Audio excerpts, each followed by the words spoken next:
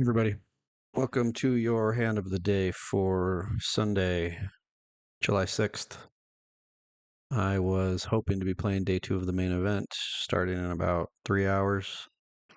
Did not go the way I wanted at the end of day one. Got knocked out. We are going to review the hand that I lost on. I'm really dying to know if I should have played it any differently. Um, that's the only way we get better, right? Is if you lose something, especially if you lose something big, um, should I have played it different? I don't know. I don't know. I've been beating myself up over it for the last couple of days. So let's get that answer. All right, let's dive in.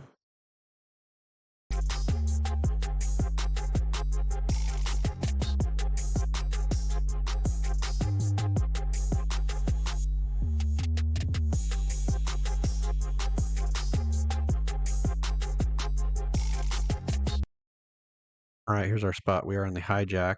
Um, we just finished dinner break, so we got 2 hours to play before we bag chips for the end of day one. Um, I've been hanging tough, battling. Hit some big hands, didn't get paid, so that was frustrating. But here's a good opportunity to maybe take a pretty significant stack size into day two. So I'm going to raise my aces, obviously. So it folds around to me, and I decide to raise. Everybody was 2x raising at the table, so I just kind of fell in line with that. Normally, I'd probably go like 1400, but that's not a big deal. But just so you understand why I did it.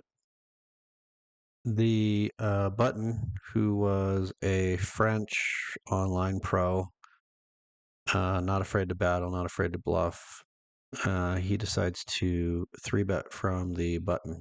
So let's check out his range. And by the way, I'm like, hell yeah, buddy, let's do it. Dream spot. Dream spot. So he raises. He raised small though. He didn't do this. He definitely didn't do this. He did a 3x raise. But notice his raising range. Aces, you didn't know that. Kings, queens, a little bit of jacks. Ace king off, ace king suited, ace queen suited, and then some smaller suited aces. So obviously I'm in terrific shape. Um, and let's get some chips in, bro. So when he did this kind of smaller raise, so he went to like 6 bigs instead of 8.4. Now I'm supposed to 4-bet this. So blinds fold. Comes back to me. I decided to 4-bet. What is that? A little more than 2x his raise. And that's because at the time I'm thinking, I want to play a pot, bro. And it looks like I should have sized up. So I'm obviously not going to go from 6 bigs to 21 bigs, but I should have probably pushed it up to, let's say, 15 bigs. So what would that be? So that'd be 9K. Well, that's pretty close, actually. That's pretty close to right. So I raise my aces, and then he calls. Let's look at his calling range. He's calling ace king suited, ace queen suited, ace queen off. He's calling a lot of Broadway stuff, suited Broadway stuff. He's calling all these smaller aces that he decides to get cute with. And then he's calling some pairs, jacks, tens. Now look at this. This is going to become important. His raising range. So it does include a little teeny tiny sliver of these pocket pairs, tens, jacks, nines, eights, sevens. But mostly those are calls, right? You can see like on the button pre-flop, you're going to have position after the flop. You just want to see a flop with all these pairs. Um, so I'm feeling like we're in pretty good shape. So let's see what happens on the flop. The flop is 7-9-3 with 2 clubs. The flop I will never, ever, for the rest of my life, forget, unfortunately. And here I'm thinking, well, if you got 2 clubs, I'm really, really hoping for ace king of clubs. Ace, queen of clubs. Notice I don't block either of those. King, queen of clubs, right? These are all things that can be in their range. Pocket jacks, pocket queens, pocket kings, fantastic. So I decided to bet. GTO Wizard wants me to do this gigantic chunky bet. I decided to do like a third of the pot. It was like probably like 30% pot. Let's see what GTO Wizard thinks of that sizing.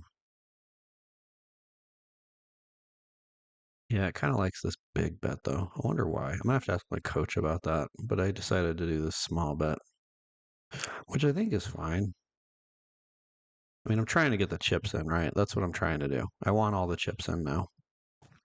Here's where it gets weird. So I bet 5K into 18.5. That's more like, what is that?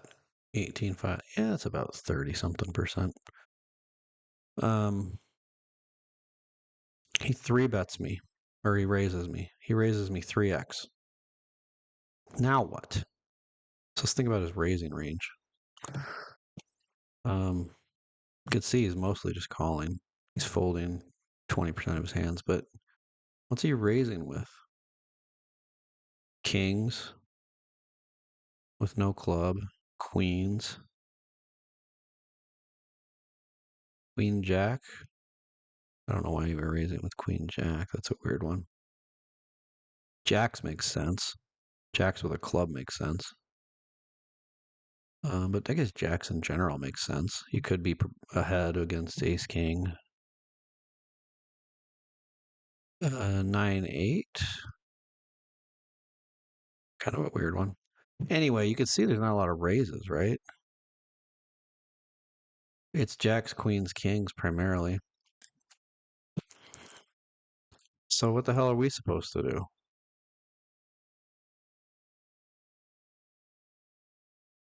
These are all our actions. The only hands we're folding are tens, king 10, ace king, stuff to just miss, king queen. Um, so I go all in.